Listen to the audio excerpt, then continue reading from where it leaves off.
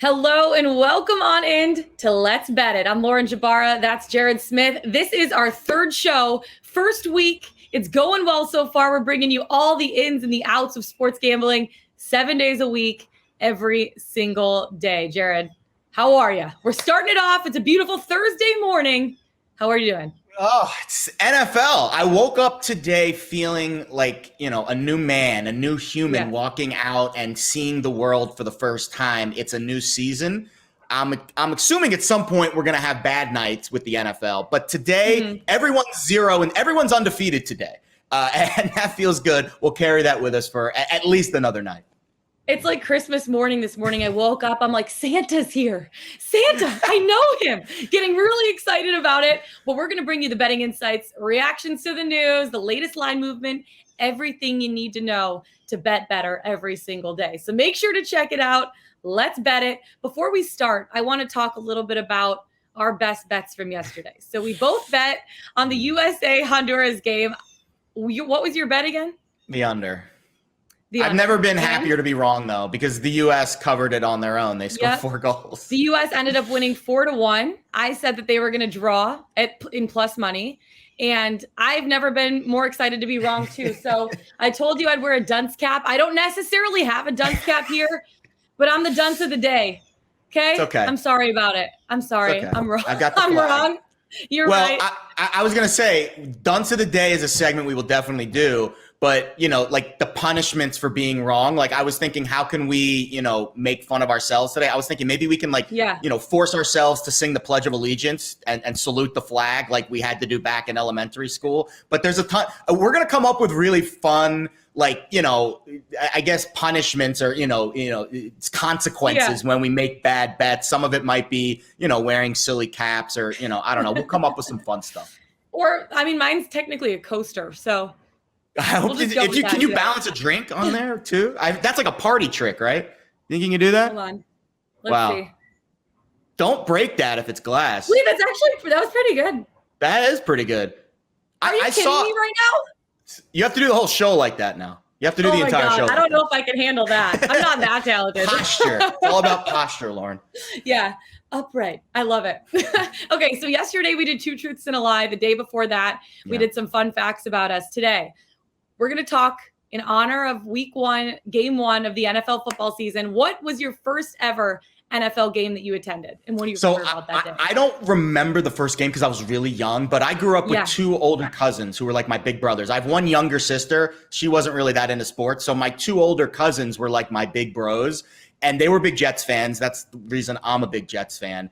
And the last 2 home playoff games the Jets have had, it hasn't happened in a while. It's been like 20 years, but I was at both of them. 1999, the divisional game against the Jaguars. The Jets were favored, I think, by either 6 or 7 points, and they were up 7 late. And I remember specifically, the game was like basically over, but my cousin was like, no, we have to stay because I've got a little action here on the Jets -7. They kicked the late field goal, covered the spread. Everybody went home happy. The Jets advanced and then obviously lost in the AFC Championship game to your Denver Broncos, or not your Denver Broncos, but I know, you're a Denver gal these days. So that was a disappointing one. And then a couple years later, they played the Colts and Peyton Manning in, I think it was the wild card round. I was at that game too, and I remember they blew out the Colts 41-0. So the last 2 home Jets playoff games I was in attendance for, 99 and 2000, and either 2001 or 2002. And they were very positive memories. I love that. I love that. For me, I'm from Michigan. I'm a Lions fan through and through. I have been my entire life, unfortunately. And obviously every single year, the beautiful Lions Thanksgiving game. So I think I was like 8 or 9 years old. And it was back at when the Silver Dome existed, before, Ford Field downtown. It was a Lions Packers Thanksgiving game. I don't really remember anything about it because I was so young. I just remember eating a hot dog.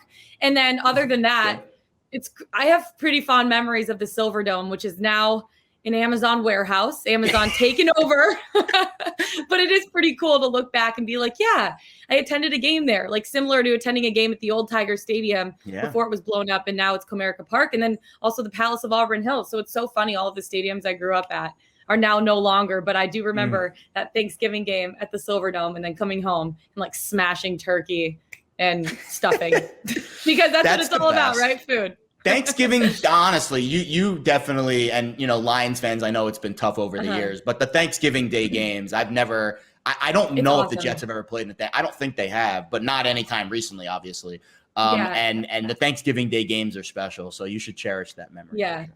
Well, we're talking a little bit about everything that we have on the slate today. But before that, I want to give a big whopping congratulations to the state of Arizona, the hottest state I have ever been in my entire life. Never sweat so much, but gambling is officially legal as of today. So congratulations, Arizona. Yes. We're super pumped for you. Hopefully you're tuning in, getting some of our best bets. All right, today, slate of games, football, obviously back and better than ever. Week 1, game 1 tonight. The Dallas Cowboys, Tampa Bay Buccaneers, reigning Super Bowl champs.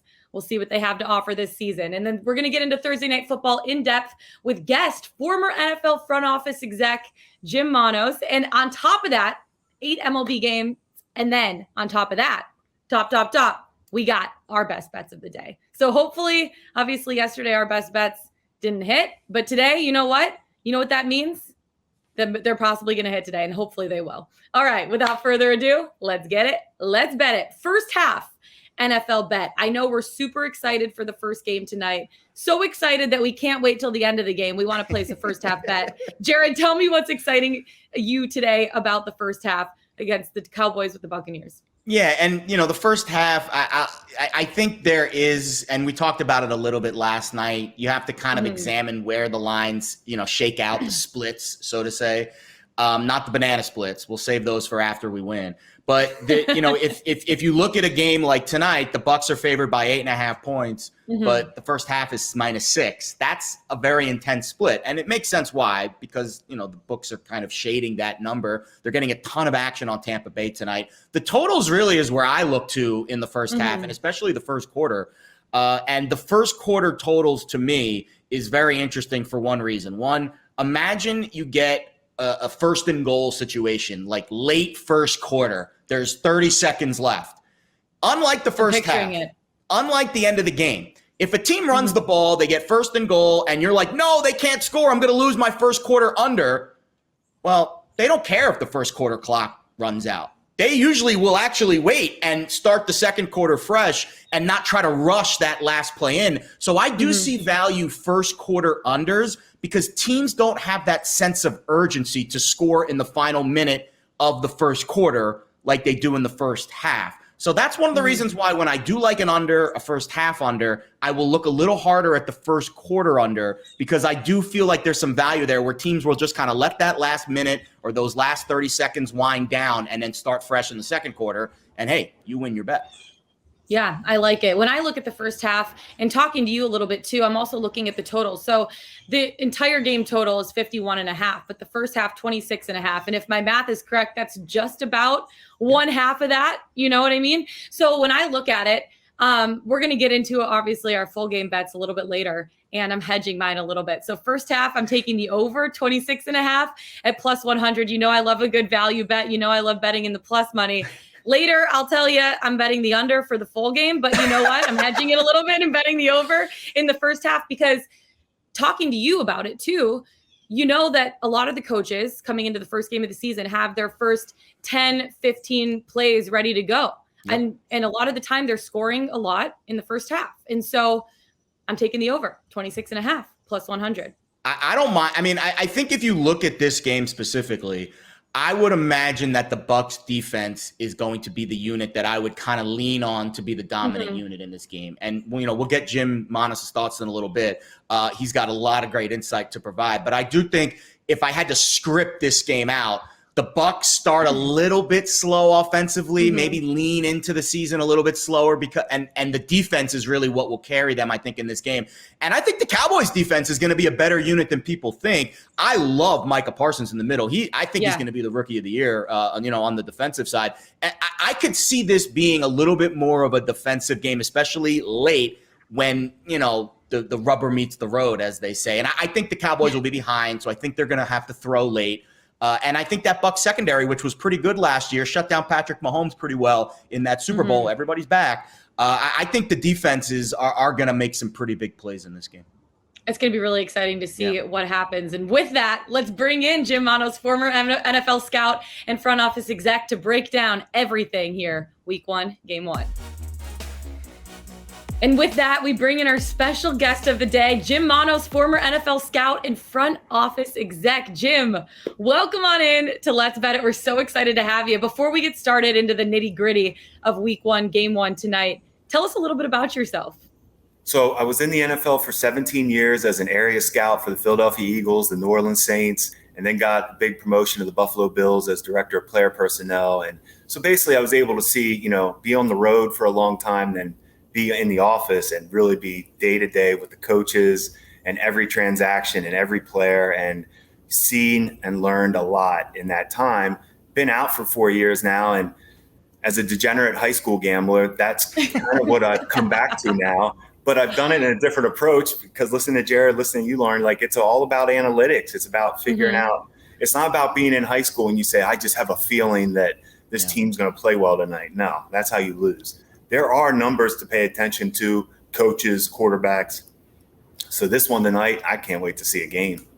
Yeah. Jim, to be honest with you, sorry, Jared, I bet with my heart quite often, and it doesn't work well for me. So that's why I have this guy next to me, Jared, here to walk me through all of the stats and the numbers so I can actually bet smart and hopefully win some money.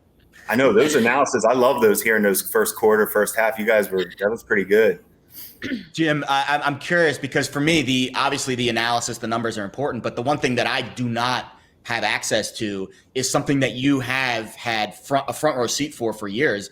And that's the ability to actually get inside the minds of these players. I always say the toughest thing for me is to try to understand the psychology of what's happening on the field. The numbers I feel pretty confident about most weeks, but the psychology is very difficult. For you now, being able to see that, let's talk about this game tonight and let's try to apply some of that. Week 1, the Tampa Bay Buccaneers return all 22 starters from a Super Bowl team. It's opening night, raising the banner. How do you get inside the minds of how a team like Tampa Bay with all these veterans and all these returning starters is going to get out of the gate? Because my initial reaction is they might try to start slow and build up to the end of the year just like they did last season. But when you see what Tampa Bay brings back, how do you envision them starting tonight? So I can go off experience. When I was with New Orleans at the year we won the Super Bowl, that in 2010, we opened on Thursday night against Minnesota, who we beat in the NFC Championship that year. We shouldn't have beat them, but we did. So that's our home opener, which we know New Orleans, home opener, we just won a Super Bowl. Our offense is loaded. Our team was all coming back. We won 14-9. It was a push. The spread was 5. And I'm just like, we had a loaded offense and we put up 14 coming off a Super Bowl. So those Super Bowl hangovers are real. Now, that Viking team was established. They were actually a very good team, too, on defense. But we didn't look right. And I don't know if Tampa's going to have that same, to your point, can they come out a little slow? Sure they can. Is this game make or break for the season? No. I was telling you guys earlier about MTV. One of my favorite shows on MTV, Siesta Key. Well, the very first, you get fired up for the season premiere. My God. You love the season premiere, right? Juliet, Sam are doing well. By the end of the season, they're done. They were moving in together, and then you find out after the season they broke up. That's the NFL. Don't put too much into week 1. Things can change. Pay attention. Have some fun with week 1. Take some shots. God, I'm so happy that you brought in the MTV reference. That's absolutely incredible. And what is a betting show without a little MTV reference, And I want to get into the psyche a little bit, too, of a guy like Dak Prescott, who a lot of people are putting big money on him this year to be the comeback player of the year. Obviously, that horrific injury last year in week 5. How do you get in his mind? Because Jared was just talking a little bit earlier in the show about the Bucs defense and how strong that they're going to be. For a guy like Dak coming back his first game after the injury, his first regular season game after the injury, how do you get in a guy's head like that? And how do you think he's going to perform tonight? Dak is one of the most mentally tough players I've ever been around and scouted. Wow. We spent a lot of time with him coming into the draft. We brought him into Buffalo for a visit. I mean, he came in suited up, and you don't have to, you can dress however you want. We don't care. He came in suited up, was a leader right away in the building. We had about 3 other players with him. He was clearly the alpha. And I don't really expect him. I love that guy as a player and as a leader. So I expect him to be pretty good tonight. Love that. I feel like you can't be a really good quarterback without being an alpha, right? You kind of have to be an alpha to be able to take control of your offense and be able to create good plays and be a player like Dak Prescott is. Lauren, that's a great point. And to your point, Lauren, the rest of the players need to see that in their quarterback. And once they buy into you and then they play that hard for the quarterback, that's when you have success.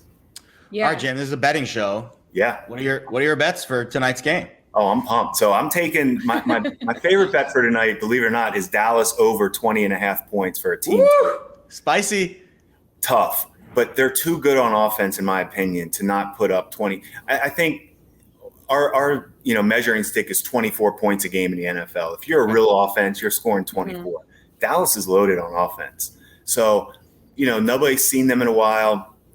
Is Tampa taking them seriously? Dak, we don't know what Dak's health looks like, but I'm betting on Dak. I love that receiving core. I love the way Ezekiel Elliott's in a little better shape.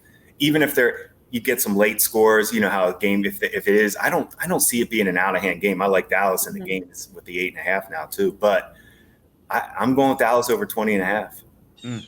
Talk me out of it, Jared. Well, I think the reason why I would talk you out of it is I do think the Bucs defense is not being talked about really at all. They're good. Because everyone's going to talk about Brady and all that narrative going in, and Dak Prescott, everyone's going to talk about him.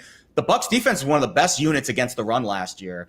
And if you take Zeke out with obviously the Zach Martin injury or COVID not playing tonight, you take Zeke out of the game. And I don't think I've ever seen a Ezekiel Elliott prop rushing total at, I think it's like 50. Yeah. It's really low. I mean, that is really low for him. So I think if you make the Cowboys one-dimensional, and I agree with you, their weapons on the outside are second to none. But if you make them one-dimensional, I could see them having some issues in this game starting fast. Usually, right, and you can correct me here, week one, early in the year, defenses slightly ahead of the offenses, right? Yeah, that would be correct. I think we all assume that. And to your point, I like what you're talking about. I'm a big Dan Quinn fan on the other side of the ball for Dallas. I agree. He brought in two players to this defense, KZ and Neal, who are rock solid tough and know what he expects. And I love when coaches bring guys with them. When they go from place to place and they bring guys, that's a sure sign that, hey, I need these guys to be successful. And I love that linebacker from Harrisburg, PA. That's where I'm from, Parsons. I know. So I'm hoping he goes out too. So, yeah, I'm thinking Dallas is going to be a little improved on defense. So that 8.5 is intriguing to me too. Yeah, speaking of both teams having strong defense, I'm taking the under for the game total. Obviously, I took the over for the first half. I'm hedging my bet a little bit. She's crazy, Jim. She's crazy. I know, I'm wild. It's a wild card. Feeling a little frisky today. Why not just go for it, But if you look at it, the under is 4-1 in Dallas's last 5 week ones. And with Dak coming back, obviously, for his first season, or his first game back since the injury, I just don't think a guy like Ezekiel Elliott can carry the defense or carry the offense to be able to get over 51.5 points for the total. And then you look at the Bucs. They gave up over 100 yards just 4 times in 16 games last season. So, I got the under with this one, 51.5 points minus 110. Why not? Hedging my bet a little, but I feel good about it. Can I give you guys a little stat? I was digging a little bit, just trying to talk myself into Dallas. Since 2013, Dan Quinn has played Bruce Arians 7 times as a head coach or a coordinator. When he was the defensive coordinator in Seattle, Arians was the head coach in Arizona. Coaching matchups. Dan Quinn was in those 7 games is 5-2 against the spread against Bruce Arians. So if you're trying to talk yourself into Dallas. It's kind of funny because when I look back at Dan Quinn's career, that was a really bad situation in Atlanta, but they rallied at the end of that season a couple years ago for him. Dan Quinn. And yeah, they rallied for him. I remember they beat the Saints in the game, and the Saints were like a double-digit favorite. So I think Dan Quinn does bring a bit of a galvanizing force to a defense that has struggled. And I do think if you were going to look at one side of the ball for Dallas that's really going to impress this year, I would lean on the defense. And it's because of that Dan Quinn, I guess, persona that he brings to the table. Mike McCarthy's always been considered in league circles as maybe, I don't want to say a little bit of a softer coach, but not necessarily known for his tough guy, whatever. I'm not into all that tough guy stuff. But doing sleepovers with Jerry Jones. I mean, come on. Exactly. But Dan Quinn, I can tell you from playing against when we were in New Orleans and going against Atlanta, Dan Quinn's teams are rock solid tough. I'm so excited for game 1 tonight of the NFL football season. Jim, loved having you on. But before you go, we want to ask a little bit about your future bets. Obviously, Jared and I talked about them a couple weeks ago. I know you have something on Coach of the Year and Rookie of the Year. You want to elaborate a little bit for us? Because we're really curious to hear why you chose both of these guys. So you're going to like this. So I'm going with Sean Payton for Coach of the Year because if they can make the playoffs, which I actually think they can, I'm a Sean Payton fan. I have a Super Bowl ring because of him and Drew Brees. So you won't hear me say a bad word. If you can make the playoffs with Jameis Winston, you get Coach of the Year, in my opinion. Coach Payton doesn't mess around. And he's won with, he's had success with backups. He took Winston for a year. Hey, calm down, calm your whole attitude down. We don't need all the craziness. Yeah. And let's see what happens. So that's why I'm taking Coach Payton. Now, I have a question about Coach of the Year really quick, because I asked Jared this the other day too, is Coach of the Year, in your opinion, because it's so objective, a guy that takes a team from nowhere to somewhere? Or is it a guy that takes a team from a playoff kind of caliber team to the next level? It drives me crazy, to be honest with you, because honestly, if the Chiefs go 14-3 this year, Andy Reid should get Coach of the Year. Agreed. But it's almost like we just overlook it because he's been such a great coach for so long and he has the best quarterback. So it's like, but Lauren, I think that is a great question because I'm with you. Andy Reid, but I don't feel like people vote that way. I think they want to vote for the Sean Payton and Winston making the playoffs. And like the Cinderella story, right? That's how they like comebacks, overcoming adversity, right? That's what a lot of coaching is, because every team in the NFL, I know you can speak to this, there is not one team in the NFL that does not face adversity at some point during the season. And it's the strength of the locker room, obviously starting with the coach and then filtering down to the coordinators and the staff and then the players, that really pushes you through a lot of that adversity. And then you got a Rookie of the Year bet too. I know Jared's really interested in this one. All right. I hope he's right. I hope you're right, Jim. I really do. So I'm going back to MTV, another favorite show called The Challenge, MTV The Challenge. And right now on MTV The Challenge, there's a big battle between the rookies and the vets, and the rookies stick together. Zach Wilson is going to be thrown to Elijah Moore. They have a little connection right now. They're kind of, I'm not judging the preseason. I hate preseason NFL, but those two are both so talented. And I think every rookie quarterback goes through a little phase where he might not have great games. So to pick Moore over Wilson, I'm just thinking, I think Moore can show up every week and put up numbers. And I love that number, Lauren, like you said, the plus number, and that's plus 3,000. Yeah, I'll take my shot. The reason why the reason why I hope you're right, but I disagree with you is because the depth of this year's quarterback class in the rookies is so deep, and rookies have won the award 2 straight years. I just don't see a non-quarterback winning. I hope you're right, but I think it would take an unbelievable year from Elijah to take it away from one of the quarterbacks. Yeah. You didn't bring me on this show to tell you that Tampa might have a chance to win tonight and that a quarterback might win Rookie of the Year. I got to come with something different. So I'm going. I love it. I absolutely love it. Jim Manos, thank you so much. It's been a pleasure having you on the show. And with that, it's time to get to our Pickswise play of the day. Jim's the absolute best. I'm so glad we got to have him on the show today. But now it's time to wrap it up with the Pickswise play of the day. At the end of every show, we give our picks. What is the highlighted pick right now on the Pickswise website, Jared? Well, our friend John Heislop, who is one of the best prop bettors that I've ever experienced working with, he is on an outs prop today in Major League Baseball. Antonio Senzatella. It's Phillies, Rockies, and Antonio Senzatella pitching for the Rockies today. He's going over 16.5 outs, meaning he has to pitch into the 6th inning and get 2 outs in the 6th inning to record his 17th out. Obviously, 3 outs per inning. 18 outs would be 6 innings. But he has gone at least 6 innings, Senzatella, in 7 of his last 8 starts, and the Phillies have been dreadful over the last week, hitting .230. So we're going to go over 16.5 outs. We're tailing our boy Slop. Antonio Senzatella against the Phillies today. Sloppy Joe. I'm loving it. Sloppy John, I think it is. Sloppy John. We'll also let all of you Pickswise Nation get in on this every single week. Vote on your favorite play. So follow Pickswise on Twitter to take part. You don't want to miss out. All right.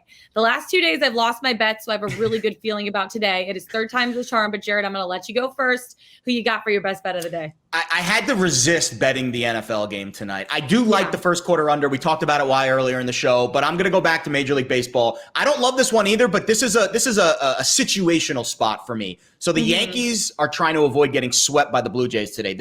I walked outside my apartment today. I live about 20, 30 miles from the Bronx. I could smell the desperation seeping from the Bronx after a brutal week that they've had. But yeah, it was wafting into my nasal passages. Nasal, that's not a word. Nasal, we'll get it right. Don't worry. So they've lost 5 in a row. And of course, you remember last week, they were on the heels of that 13-game winning streak, but now they're sinking back to earth. And the line analysis tells me today that the Blue Jays are a little bit of a stinky dog, if you want to use the nasal reference again. A lot of tickets coming in on Toronto. Jose Barrios on the mound. You would expect them to be the favorites, but they're not. Nestor Cortez and the Yankees are the favorites in this game, and I think they're kind of begging for some of that Toronto money, but we're not going to bite. We're going to sprinkle, just a little baby sprinkle. I don't love this pick, but it's a good situational spot. You're getting the Yankees at a very slight home favorite price today. I think they avoid the sweep and they get a win. I like it. I'm also sticking in the MLB for mine, and I'm taking it to the Gateway City, or as I call it, City of the Arch, but everyone always makes fun of me for that. So I'll stick with the Gateway City. Cardinals over the Dodgers in St. Louis this afternoon. It's a getaway game for the Dodgers after a road trip. They just want to get back to LA at this point, and they're not starting one of their big three. Tony Wow, I always struggle with his last name. Gonsolin is on the mound. So St. Louis needs every single win to stay in the wild card race. So I have the Cardinals money line, which this morning started at plus 146. Now it's down to plus 132, but still plus money. I love a good corn dog. I love a good hot dog, and I love a good underdog. So I'm taking the Cardinals money line in this game. Love it. I mean, listen, when you do win, I'm going to throw the biggest party for you at the top of that next day's show. We're going to have streamers and hot dogs and all kinds of dogs for you. Thank you. I love it. You are an underdog. The plus money assassin is the name that I am coining for you, because we're gonna hit some big plus money underdogs this year for you. I said it yesterday and I'll say it again. You keep betting the plus money, you're gonna end up winning and be even or plus on all of your bets over the years. So that is mine. I love a good underdog, and that's it for us today. Find us on the Pickswise YouTube channel. Go to pickswise.com. Follow us on Twitter. Jared Smith, I'm Lauren Jbara. Best of luck tonight. We'll see you, guess what? Again in about 24 hours tomorrow. Let's get it. Let's bet it. Week 1. Let's go.